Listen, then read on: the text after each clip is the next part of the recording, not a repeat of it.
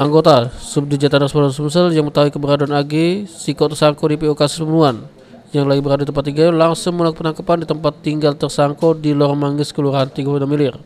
Di penangkapan ini petugas beberapa kali menutup senjata api raku udara karena pelaku yang mengetahui keberadaan polisi coba melarikan diri.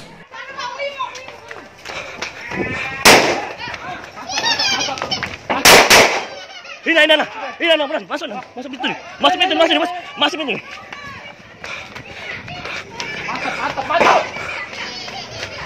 Sini bentar, masuk ini tadi. Sini.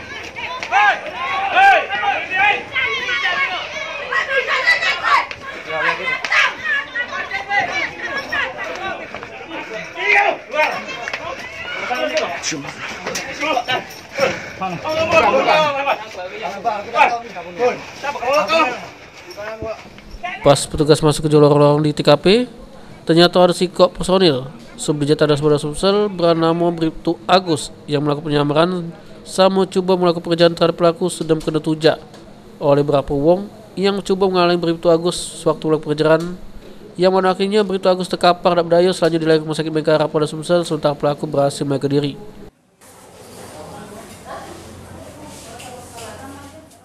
Pada saat melakukan undercover, kemudian si tersangka ini berpapasan dengan anggota kita. Karena dia curiga bahwa ini adalah anggota polisi, kemudian dia lari dan secara spontan anggota kita langsung melakukan pengejaran. Nah, setelah dilakukan pengejaran, tidak jauh dari sana itu banyak teman-teman dia yang kumpul, sekitar 15-20 orang.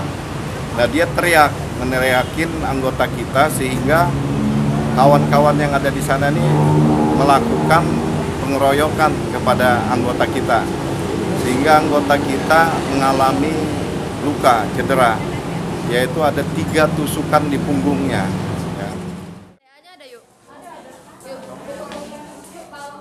Firman Hidayat, Abdi Priwanto, PAL TV.